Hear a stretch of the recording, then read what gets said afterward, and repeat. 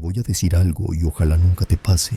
Vi una sombra que no tenía dueño y semanas después apareció dentro de mi casa como si hubiera aprendido el camino conmigo, y lo peor es que no era una persona, pero tampoco era un animal.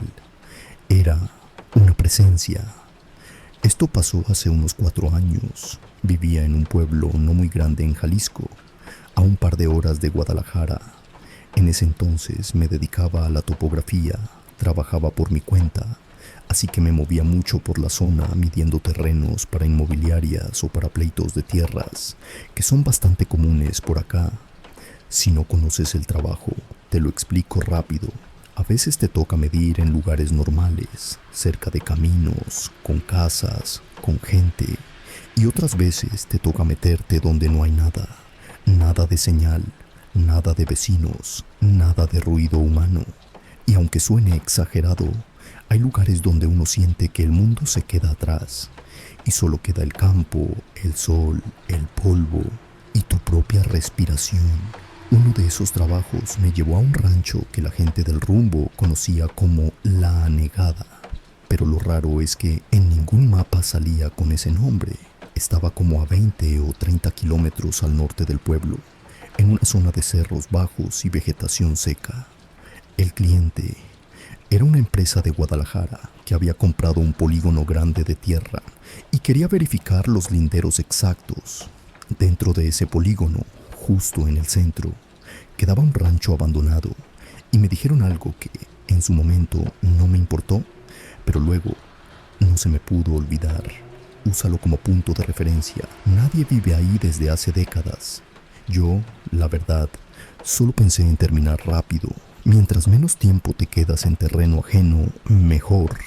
Y así llegué al lugar un martes por la mañana. El camino era de terracería, muy malo, de esos que te obligan a ir a vuelta de rueda porque si no, la camioneta se te desarma con cada bache. La suspensión se sacudía tanto que sentías los golpes en la espalda. A los lados solo se veían huizaches, nopales y mucho pasto amarillento. El calor ya se sentía fuerte desde temprano, como si el día ya viniera enojado. Y no había ni una sola casa en kilómetros a la redonda. Cuando por fin vi el rancho, lo primero que noté fue algo muy específico: el silencio. No era el silencio normal del campo, ¿sabes? Ese donde escuchas insectos, el viento, algún pájaro. No, era un silencio que parecía apagado. La propiedad estaba rodeada por una barda de piedra, de esas que llaman mampostería, ya medio derrumbada en algunas partes. La entrada era un portón de herrería pesadísimo, caído de uno de sus goznes y recargado contra la barda. Se veía que llevaba años sin moverse. Dejé la camioneta afuera y entré caminando. Y mientras caminaba, pensé algo simple: termino hoy lo que se pueda, mañana cierro y me largo. El casco del rancho era una casona de adobe de un solo piso con techo de teja. Las paredes estaban agrietadas y en algunas partes el adobe ya se había desmoronado, dejando ver los ladrillos de adentro. Tenía un corredor al frente con postes de madera sosteniendo el techo, pero a uno de esos postes se lo había comido la termita, y el techo de esa esquina se veía vencido, como si ya estuviera cansado de sostenerse. Las ventanas estaban sin vidrios, solo huecos oscuros.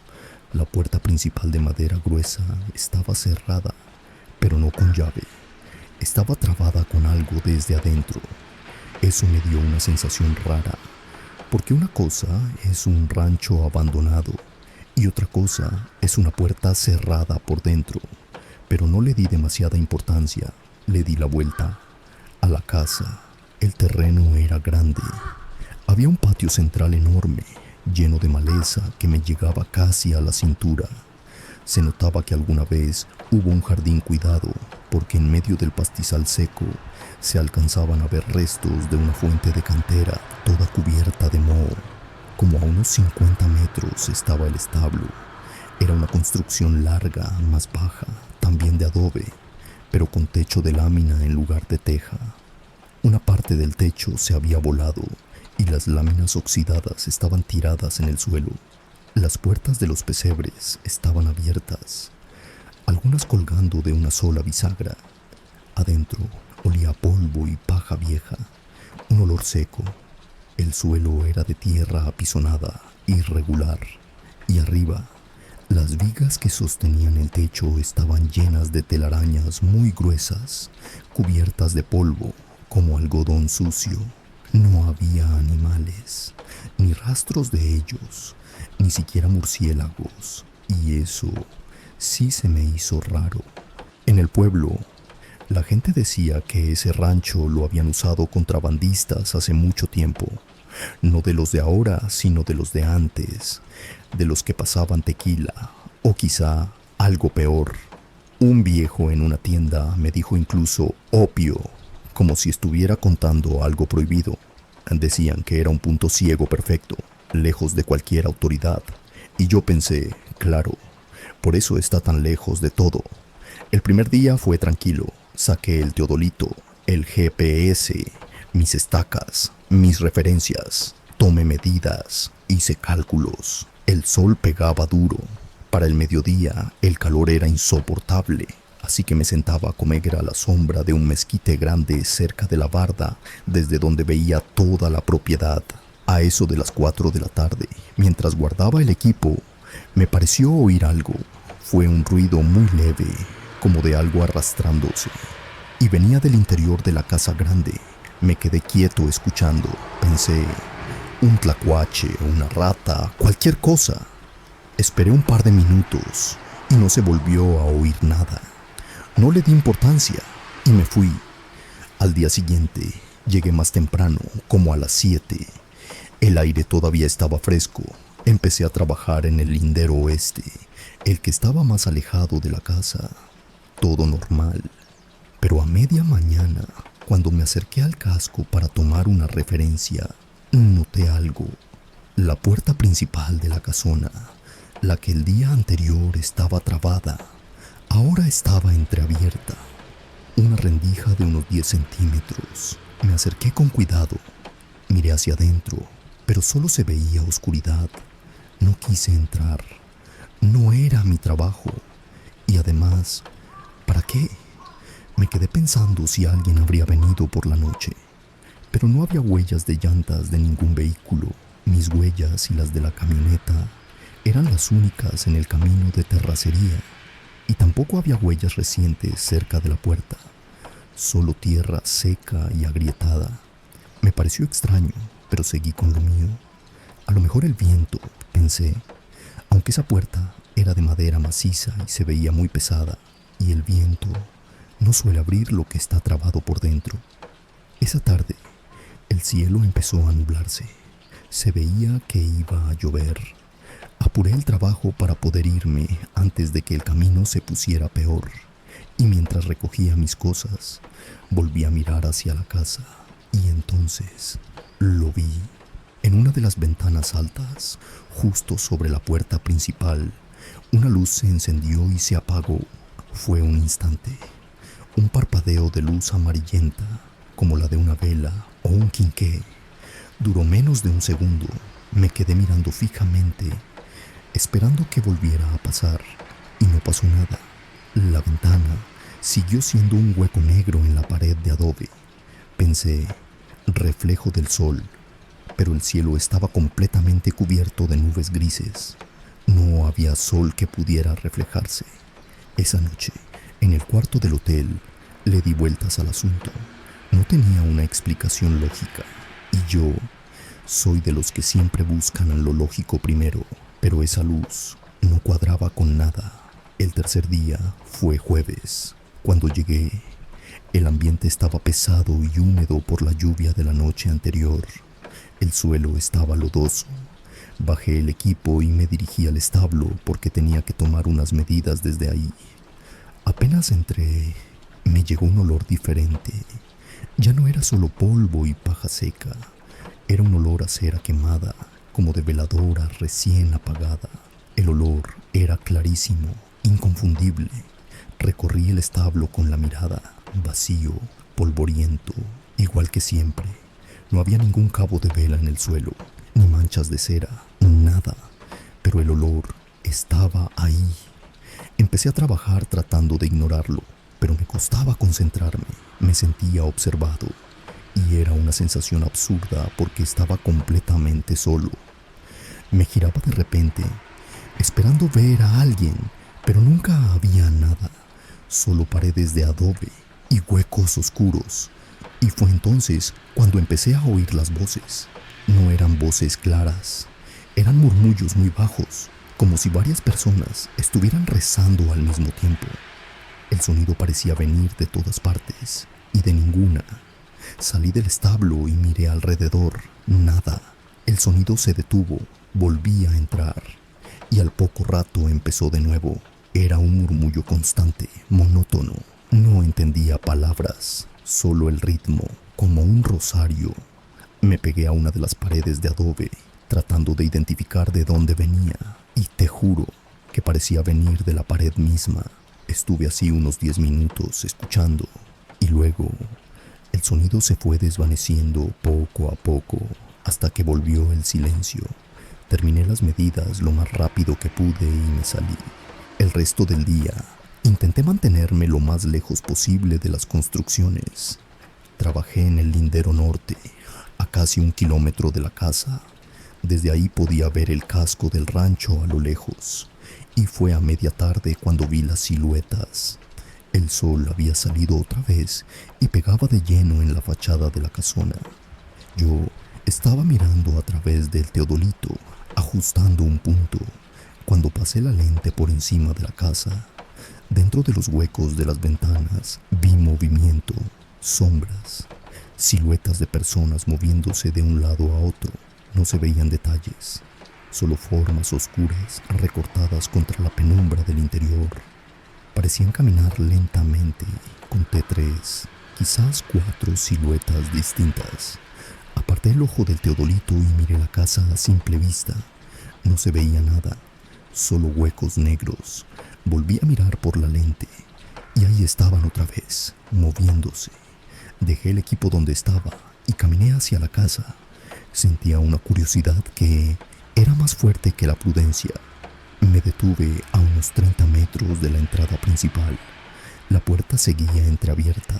Grité: «Buenas tardes, ¿hay alguien ahí?». Nadie respondió. El único sonido era el viento entre los huizaches. Me armé de valor y decidí entrar. Empujé la puerta, rechinó horriblemente. El interior estaba casi en completa oscuridad y olía a humedad y madera podrida. La luz que entraba por la puerta y por las ventanas sin cristales apenas iluminaba el polvo flotando en el aire. Era un recibidor grande con suelo de losetas de barro, muchas rotas. A los lados había puertas hacia otras habitaciones, todo vacío. Revisé la primera siniestra habitación a la derecha, vacía, paredes desconchadas, una gotera enorme en el techo. La de la izquierda, igual. Fui recorriendo habitación por habitación. La cocina, restos de un fogón de leña, dormitorios, suelo de madera podrida en algunas partes, y nada.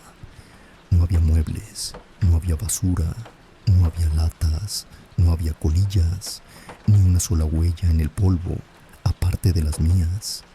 Y cuando llegué al final, me di cuenta de algo que me dejó confundido. No había segundo piso, no había escaleras, no había nada que indicara a un nivel superior. La casa era de una sola planta, techo alto, sí, pero un solo piso. Entonces, ¿cómo había visto una luz arriba? Salí de la casa y miré hacia arriba, desde afuera, por la altura del techo. Parecía que una abertura podía ser de segundo piso, pero era solo una ventana alta del cuarto principal. Regresé a mi equipo confundido. ¿Qué eran las siluetas? ¿Qué era la luz? No tenía sentido. Decidí terminar el trabajo lo antes posible. Me quedaba un día más, viernes. Esa tarde, antes de irme, mientras cargaba la camioneta, miré por última vez hacia el casco y vi una sombra en la pared del establo. Era la sombra de un hombre, alta, delgada, muy nítida, proyectada por el sol de la tarde. Lo raro es que no había nadie que pudiera proyectarla. Yo estaba como a 100 metros. Entre el establo y yo no había nada, solo terreno plano con maleza baja. La sombra estaba ahí, quieta, como si alguien estuviera parado junto a la pared. Me le quedé viendo un buen rato. No se movía. Mi propia sombra se movía cuando yo me movía, pero esa sombra en el establo estaba fija. Y después de unos minutos, simplemente se desvaneció. No es que caminara, no es que se escondiera. Desapareció como si apagaran una luz. El viernes llegué con la única intención de terminar. Desde que bajé de la camioneta, sentí el ambiente más pesado que nunca. Hacía frío, a pesar de que el sol ya estaba arriba. Trabajé con la vista fija en el GPS y el teodolito, ignorando movimientos que juraría ver por el rabillo del ojo. Sombras fugaces, cruzando el patio, asomándose por ventanas. Cada vez que volteaba, no había nada. Al mediodía terminé. Guardé todo el equipo. Le di un último vistazo al rancho. Casa, establo, patio, maleza. Todo tranquilo. Sentí un alivio enorme. Arranqué y me fui por el camino de terracería. Y cuando ya estaba a un par de kilómetros, miré por el retrovisor y vi una columna de humo negro saliendo del techo del establo. Me detuve en seco. ¡Un incendio! Pensé en regresar, en llamar a bomberos, pero ahí no había señal. Me quedé mirando. El humo se hizo más denso, negrísimo, pero no vi llamas, no oí madera crujir, solo humo subiendo recto hacia un cielo despejado. 5 minutos después, el humo dejó de salir. Así, de repente, como empezó, se detuvo. No regresé. Seguí mi camino hacia el pueblo. Entregué el trabajo a la empresa por correo y nunca más tuve que volver la anegada. Pero lo que pasó después es la razón por la que estoy contando esto. Durante las semanas siguientes empecé a ver sombras en mi casa. Al principio eran cosas por el rabillo del ojo, una figura pasando por el pasillo, una mancha oscura en una esquina que no debía estar ahí. Cuando miraba directo, desaparecía. Pensé que era sugestión, hasta que una noche, trabajando en la computadora, vi en la pared de enfrente la sombra de un hombre parado detrás de mí, alta, delgada, igual que la del establo. No me atreví a voltear por unos segundos. El corazón me latía como si me lo fueran a sacar por la garganta. Y cuando por fin me giré, no había nadie. Un día vino mi amigo Saúl. Estábamos platicando y de pronto se quedó callado, mirando la pared junto a mí. Le pregunté qué tenía y me dijo: ¿quién es tu amigo el alto que está parado ahí? Ahí entendí que no era mi imaginación. Duró meses. Un día se fue. No sé qué era lo que había en ese rancho, ni qué era esa sombra que me siguió. Solo sé lo que vi y sé que Saúl también lo vio. Y desde entonces, cuando tengo que entrar a un lugar abandonado, no me quedo más tiempo del estrictamente necesario, porque hay sitios que no se quedan en el sitio.